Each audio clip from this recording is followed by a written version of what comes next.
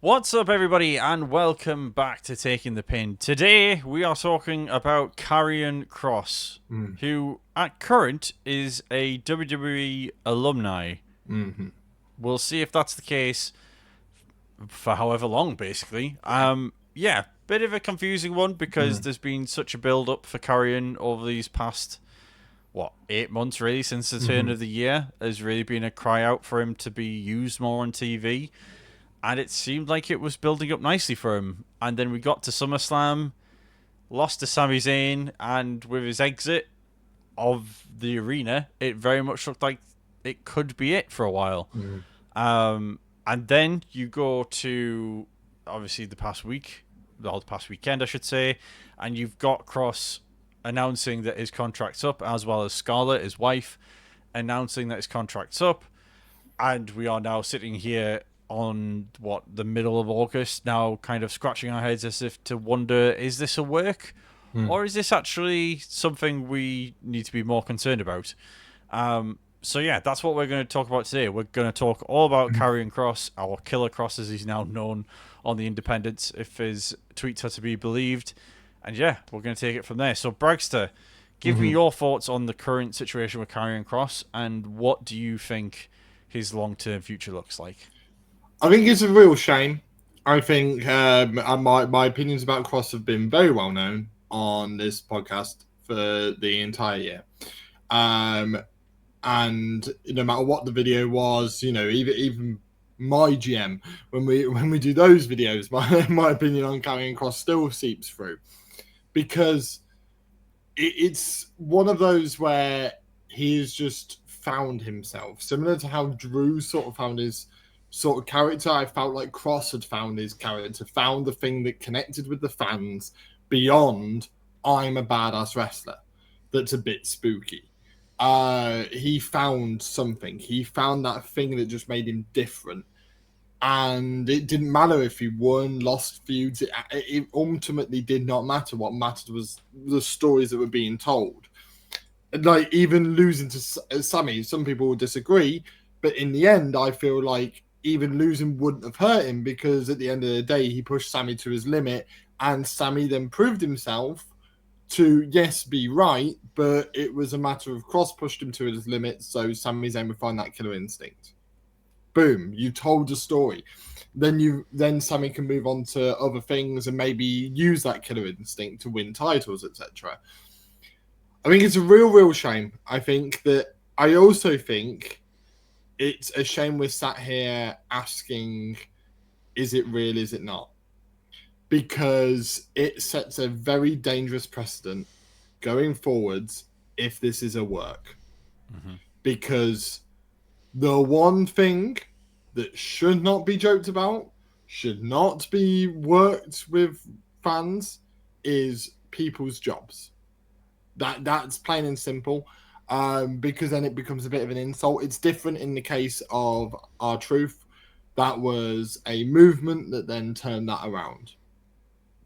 If Kross comes back, it will be obvious it was a work to some extent, and therefore I think it would then set a dangerous precedent for future releases for not only both the fans but also the wrestlers. So it's why, even though I have a lot of love for Kross, I hope it's not a work for that reason, because I just think it would destroy a lot of the business. And a lot of the trust that we have, in the sense that if someone leaves, we then wouldn't believe it, and that's not fair. I love not knowing about injuries. I love not knowing about where storylines are going to go. That's completely different. Releases and contracts should not be messed with. I mean, maybe lengths of contracts until they're gone is fine, but once they're gone, that needs to be it. So for me, I really hope it's not a work for that reason. But I think if there's anyone that's going to land on his feet, it's Kross right now. The weirdest part for me is actually Paul Heyman comparing his rise to Stone Cold Steve Austin's so recently, because Paul Heyman is very much in the know. I know he's mentioned in that interview, and he's also mentioned on other things, that yes, he's in the know and in the big meetings, but he's not in all the meetings, so he doesn't know everything. But I imagine when it comes to something like that, Yeah. he would have known.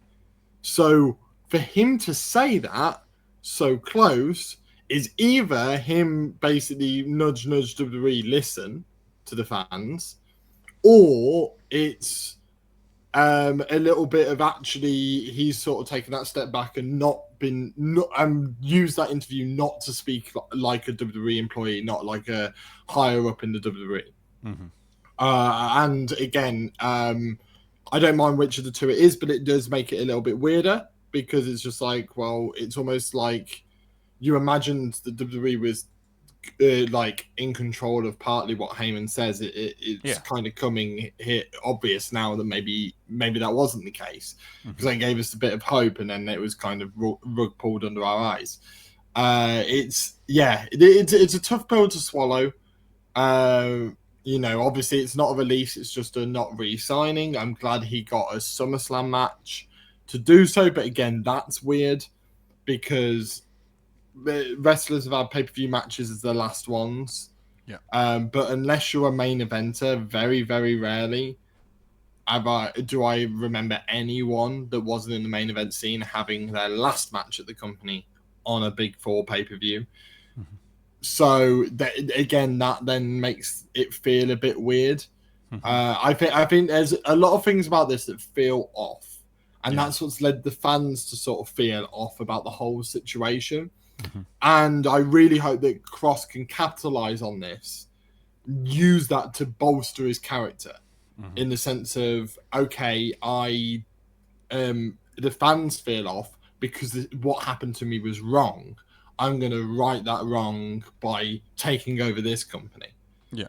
Wherever he goes next. So yeah, those are sort of my initial feelings. Really, I think it's a really weird scenario. Yeah, it is. I think it's probably in memory. Again, there may be other people that people will maybe shout out in the comments, or you might bring up straight away whilst I'm saying it. But if we think of the Triple H era on its own, I can't think of many superstars who've maybe had this momentum or had this rising in popularity that have been let go. I think the last sort of big major star, and we're talking someone who was top of the food chain and, had been involved in main event storylines and things like that, was maybe Moxley. I think maybe that's kind of the biggest one I can remember. I know you've had people like Bobby Lashley come and go and people like that who had championship reigns or whatever. But Kross is kind of the first one during the Triple H era that has kind of had this momentum and then left. Mm-hmm. I don't think we've had anyone leave. Like, of course, you've had the likes of, you've had Cody come back and stay at the top of the food chain as soon as he got there. Seth's obviously Triple H's guy. Roman's what he is. But outside of obviously the big main event players, there's not really anyone that's been gaining the momentum that Kross has week upon week upon week. No. I know Sammy's forever popular. Mm-hmm. Jay's obviously got the rocket strapped to him at the start of the year and has sort of turned that into a little bit of a title reign. But really, Kross was kind of the next up guy. He'd maybe jumped the queue over people like LA Knight and people like that in terms of popularity. And it is very strange to me that when we were in an era where we felt like maybe things were different and that people were going to get their rightful pushes, that Triple H has made potentially the call to not keep Kross on. Yeah. Part of me wonders if it's maybe partly a decision on both sides of the parties to say there isn't anything going on right now, so maybe go build your name further on the independents and then we'll bring you back in when we need to, or when the time's right, essentially. But then again, I saw a tweet the other day, and again, apologies to whoever put it out, but it was basically, I think it was basically the majority of the people that Triple H brought back, the likes of Dakota Kai, Braun Strowman. There's like this huge list of people he's brought back. They've all gone again because they haven't done or succeeded in doing what Triple H wanted them to do. Yeah. And whilst I disagreed with a couple of them on that list, Dakota Mhm. Kai being the main one, I think, on in my eyes, Yeah. Karrion Kross was building momentum without being allowed to build momentum on the Mhm. TV show. Yeah. He was doing it through his own social media. He was doing it through podcasts. He was doing it through interviews. He was doing it through interactions with the fans. He was doing it in the interviews you don't see on Raw, which are obviously the ad Yeah. breaks, which get cut off on Netflix. You don't see those really. Well, if you don't watch the show within the first 24 hours, they get cut off. Yeah, If you are watching in certain countries, you instead get adverts yeah, over the top, and therefore don't see them. So yeah. this was things that only select fans would see. Mm-hmm. Select fans would then try and post so other fans could see it. Yeah, You know, as you said, this is a man that was building momentum when, to be honest, he had no right to. yeah, Nothing really should have built momentum. You know, yeah. this is someone that, quite frankly, was in the spots that Ludwig Kaiser was in, right? Where Mm-hmm. and Ludwig Kaiser at the start of the year obviously had a really good start to the year and then disappeared around Mania, and now is El Grande Americano 534. But Is he though? stop it. But for like, when Ludwig was going through the stage of not being on TV, him and Karrion were almost in back-to-back segments quite often. It's the best comparison I've got of someone who had those similar type segments, and you know, and every single person, Punk even struggled at points during those ad break ones to try and get some sort of crowd reaction. Why? Because when it's an ad break, people go to the bar, the toilet, and no one cares. Mm-hmm. From being in the crowd, literally earlier this year, you know when they're on an ad break, you can feel it in the arena. Even though things are still going on, things are on your screen, you do see it all in the arena. You know when they're on an ad break, you know when you need to go back to your seats or whatever. So for me, it's honestly astounding at how in the world he managed to generate that momentum. Mm-hmm. And then to be at this point now, as you said, like, maybe this is a joint decision, and maybe maybe have thought, go and do what Drew did, go away, become like undeniable, and we have to bring you back. Yeah. The issue I have with that is, with the momentum he's got right now, is that with general fans, general wrestling fans, or is that just with WWE fans? Because they are starkly different. Yeah. It's very well known that they are starkly different. The fans that watch WWE, obviously, there's a lot of crossover. There's people like ourselves who will watch pretty much anything. Yeah. But there are a lot of fans who are just WWE people. They all just watch WWE. So can they really generate that momentum? In the same way, when you've got so many amazing wrestlers on the indie scene, and will those fans follow him, or is it just the WWE fans in the arenas and then the internet fans? Because if he can't keep that, then it's a huge waste of momentum. And I feel like for me, there's a lot of talk of Karrion can't wrestle, which is not true. He can wrestle. But right, if I was to put a full-blown thinking cap on, forget that Karrion Kross is a human being, and just go, okay, I don't like the guy. Do you know what? I don't think he can wrestle. So for the next 3 weeks, put him in wrestling matches against people that are obviously better than him. So he always looks worse. And then the fans will no longer care because they'll realize he's not as good as they think. Yeah. That's what Vince used to do, back in the day. How many times did we see people buried, like on their way out just to prove a point? Yeah.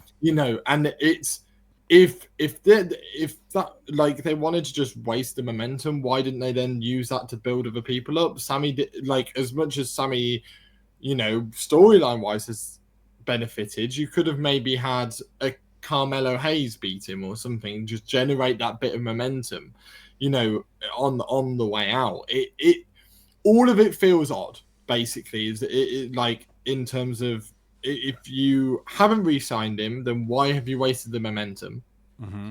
And if you have re-signed him, why have you wasted the momentum? Yeah. Like, because at the end of the day, I like the We Want Kross stuff. It's great, but I feel like if he came back, similar to a lot of things in WWE right now, it will leave a sour taste in your mouth Mm-hmm. because of what I said at the very start of this video of what does this mean for the future Yeah. if they're so happy to lie about releasing someone from their job. Yeah. Like, yes, yeah. Yeah, I get what you're saying. I think the other consideration I've had in terms of it is that if you've I don't know if you've watched it. I know I've messaged you about it privately, but of course the second episode of his documentary came out on YouTube this past weekend, and in a lot of it was leading up to SummerSlam, and he was talking about that he wants to get his contract sorted and he wants to stay with WWE. He doesn't want to go anywhere else. He's not really interested in anywhere else, and like all of his energy is being spent on trying to stay in WWE.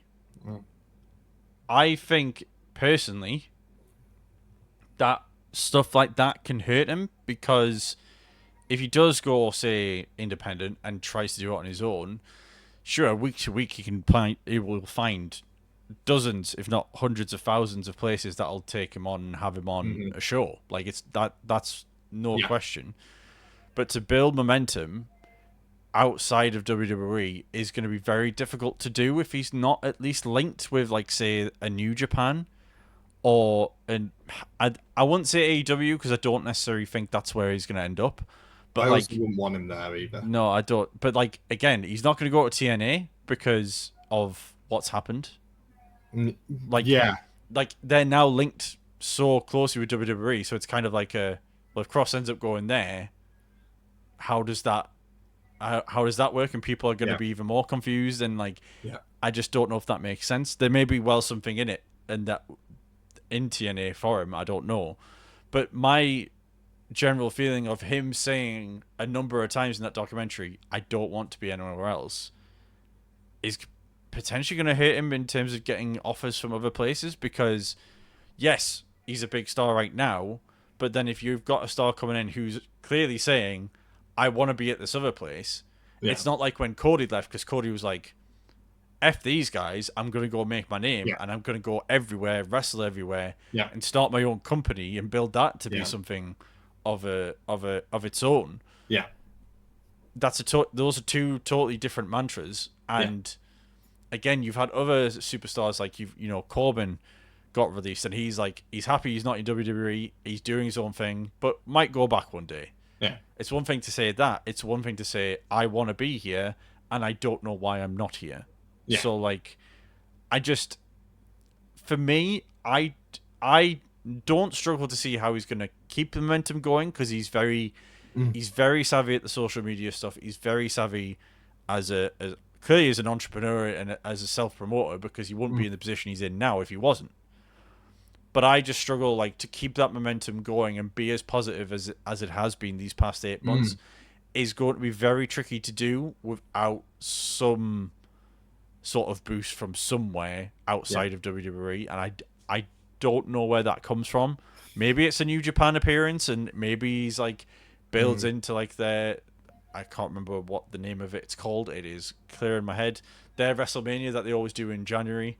Wrestle Kingdom. Wrestle Kingdom, that's the one. Like, maybe there's something there that you can build upon it and go from there. And maybe that's how it works. Maybe he goes in, he does a little stint in New Japan, and then he comes back at the Rumble. And again, we will get to Rumble time, and I guarantee if he hasn't appeared in WWE sphere, everything will be, is Kross going to appear?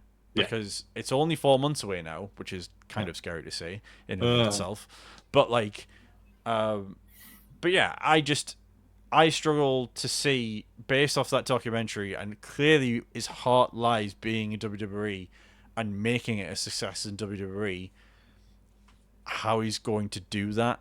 And if he if he is able to do that, fair play to him. I just hope that this momentum he's gathered over 8 months isn't wasted, whichever direction it goes in. Yeah. Whether it is a work, it's a very elaborate work, by the way, because they've got merch on sale, they've got the bookings out now, they've got inquiries and stuff out now, which I did see a report, I think it was from Sean Rossap, who was saying that basically that companies don't know whether to book them or not because they don't know if it's a work. Yeah. Which is of course a very dangerous line, because that can have an effect on him long term.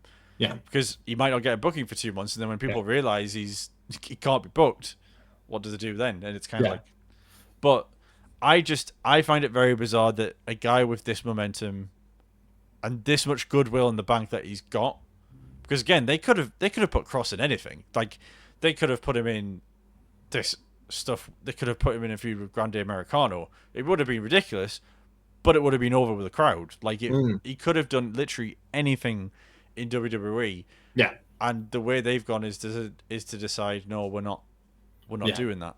And I just find it very bizarre that, again, you have Heyman's comments, like you said. For Heyman goes off the radar and goes off on his own boil as much as anybody, if not more so than anybody, really, in interviews. And that's why his interviews are so fascinating to watch, because, again, he will just say how he feels. He's not going to WWE it. He's not going to sugarcoat it. And again, just watch his interview with Ariel Helwani just to see a bunch of comments which could be taken off the road and make a video on this channel all on their own. Yeah. So for Heyman to come out and say that there's this guy getting the support of a Stone Cold Steve Austin isn't faint praise whatsoever.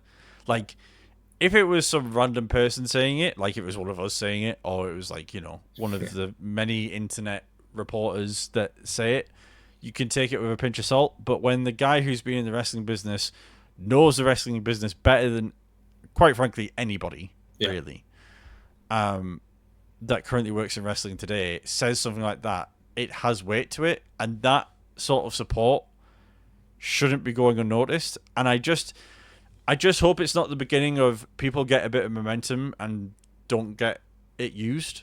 Like, I've been frustrated by LA Knight not getting his due, and he's now involved in sort of the world heavyweight title feuds. And I know obviously there's that fatal 4-way coming at Clash in Paris, but that still kind of feels like a bit of a cop out. And it's like, he's here, he's still involved, but he's not getting the one-on-one stuff because Punk got involved, etc., etc. And it just feels like when there is that ground swelling, there's not been many in the Triple H era to get that support. And it feels like they're kind of missing out on it. And I kind of hoped we were past that after the Vince era of having so many people come in, have some momentum, and then Vince go, nah, he's not my guy. I don't want anything to do with it. And there may be stuff but in the background that we don't know about. Of course, it's wrestling. There will always be. And I know that there was, in that Kross documentary I was talking about for that part 2, he talks about people saying to him, oh, don't acknowledge the cheers. Like, why don't you acknowledge the cheers? If you're getting massively over, surely that's what you want as a wrestler. And as a wrestling company, you want more stars to generate more attention and business off of. Yeah. And I just find that crazy. And, watching the Unreal documentary and all this stuff, it's kind of like, and then it's just like, what is it that isn't clicking with them? And I can't put my finger on it. I think a big thing with it is that this is partly, I think, the detriment of long-term booking. That it's really hard to pivot because you're telling a certain story, and then if you pivot, you then might waste the big story you're trying to tell. Which is why, for me, I love big stories when it comes to the main title. I'm loving the Seth one. I have no idea who's going to take the title off of Seth. We theorized it, but I have no idea. Like, I have no idea if he's going to go on a Roman level nearly 2-year run, or whether he's just going to hold it till Mania and that's it. Like, I like that because there's a big story going on, but the story isn't I think what people kind of got frustrated with the Cody stuff of it was obvious Cody was going to be the one to dethrone Roman for nearly 2 years. Whereas in this case, it's, we don't know. We do not know who it's going to be. And the story is, can Seth hold on to that title? And how is he going to hold on to that title? And how is his faction dominating? But how is all the babyfaces going to get around that? Are they going to be able to put their differences aside? They're telling a good story in that sense. And for me, I think the detriment of then having long-term storylines in the mid-card means you can't take advantage. You know, the bloodline taking over the United States title, as much as it's been really enjoyable. I've really enjoyed Jacob Fatu's work. I've really enjoyed Solo Sikoa's work. Because it's revolved around them for pretty much the entire year, yep.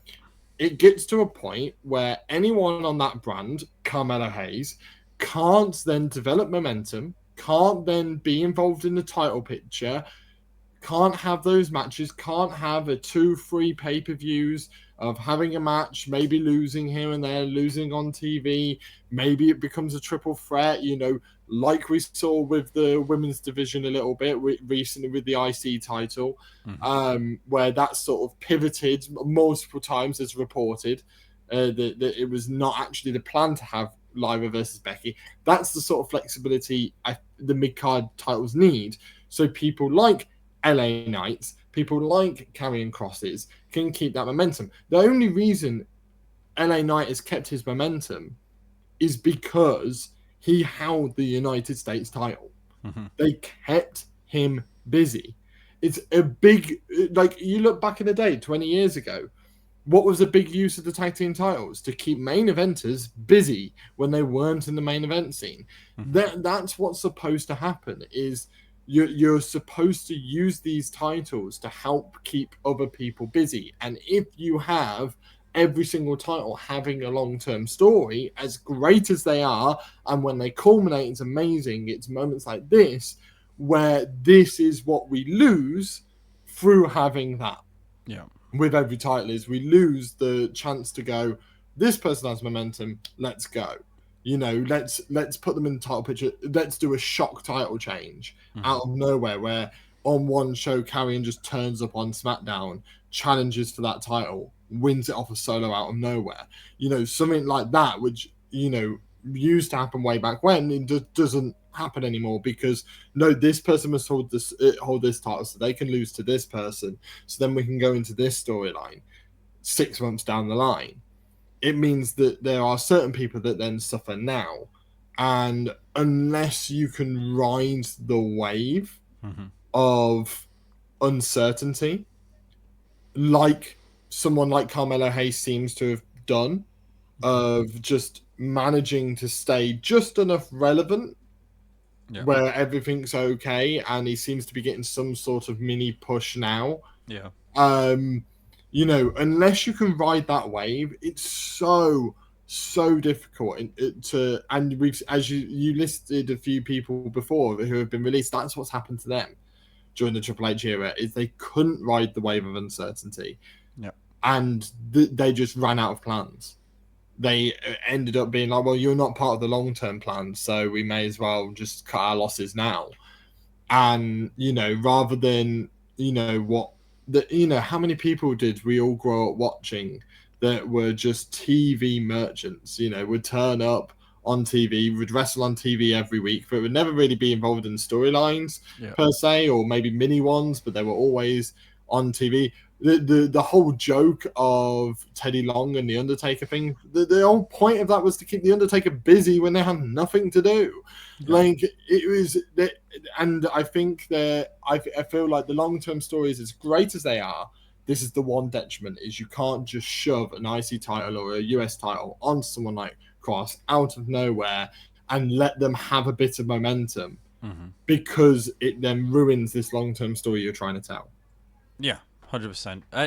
But again, I still think there's a underutilization across the company in WWE of feuds without titles. I think you can do.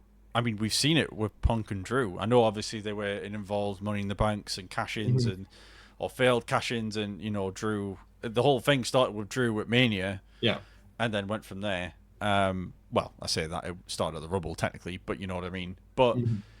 yeah, I mean, the women's side of things have I mean, is a incredible example of how they should be utilizing more feuds without titles in them. Yeah. Because I mean, Becky Lynch has said it before they brought in the IC and the US titles. She was like, there isn't enough feuds between the bigger stars where it's just them fighting because Yeah. they're against each other. It's because there's a title involved. Yeah. And I think that's what hurts the women division a lot more Yeah. because, again, apart from maybe Rhea and Liv, I can't Mhm. think of many feuds where and again, a lot of their fights had title fights. Mhm. But if you took the title out of that, you could imagine that feud Yeah. being something that would continue.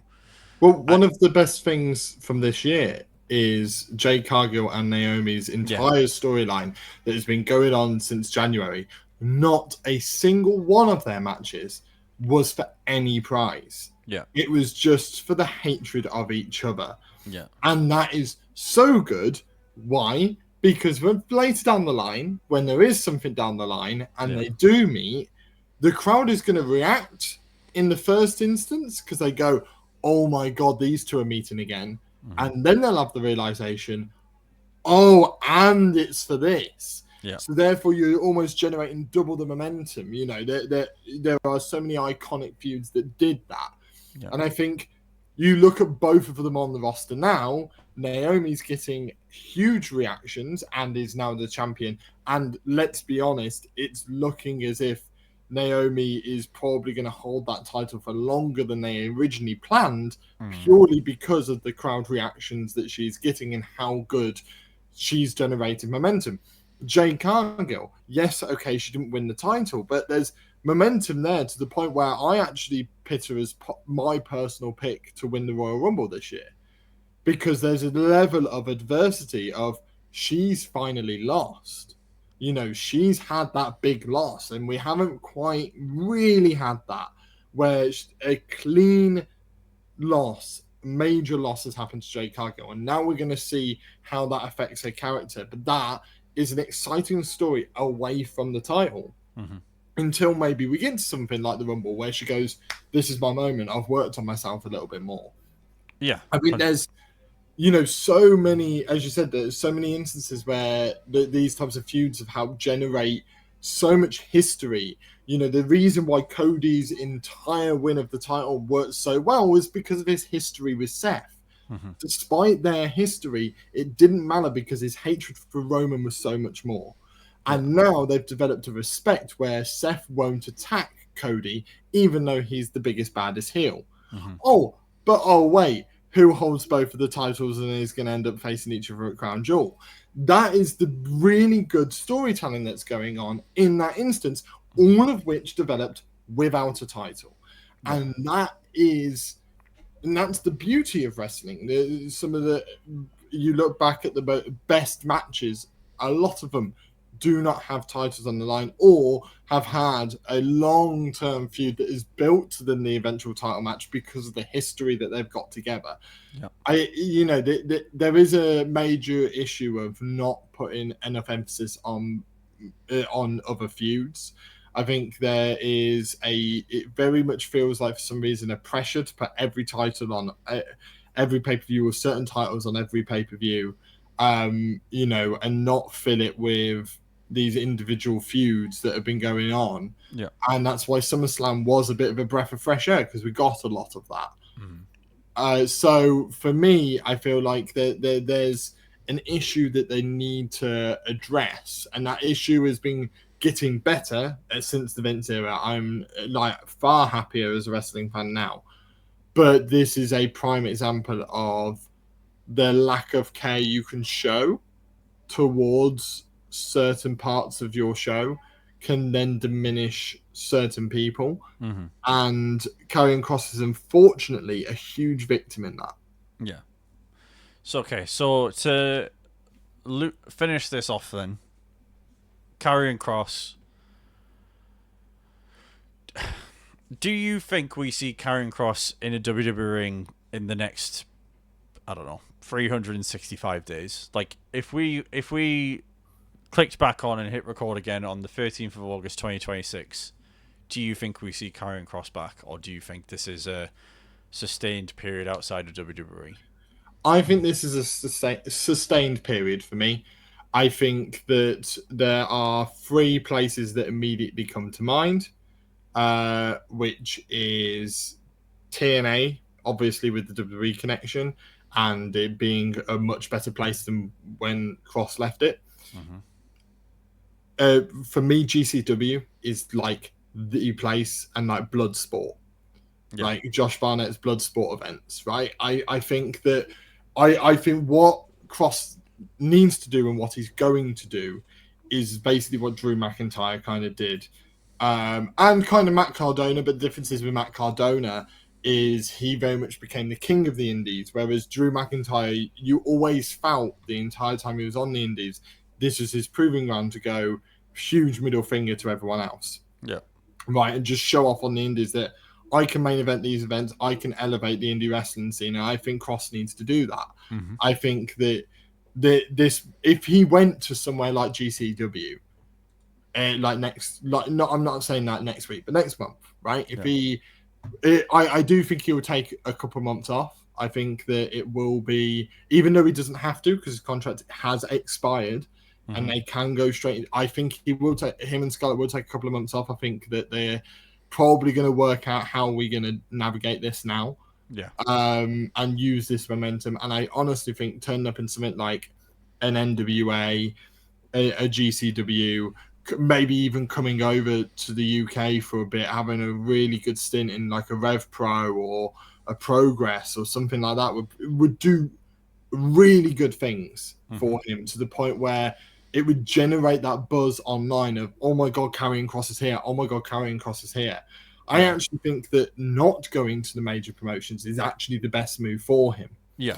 Because I think given the fact that he's a master of the internet right now, when big people turn up at wrestling events, at these indie wrestling events, that's what generates momentum, right?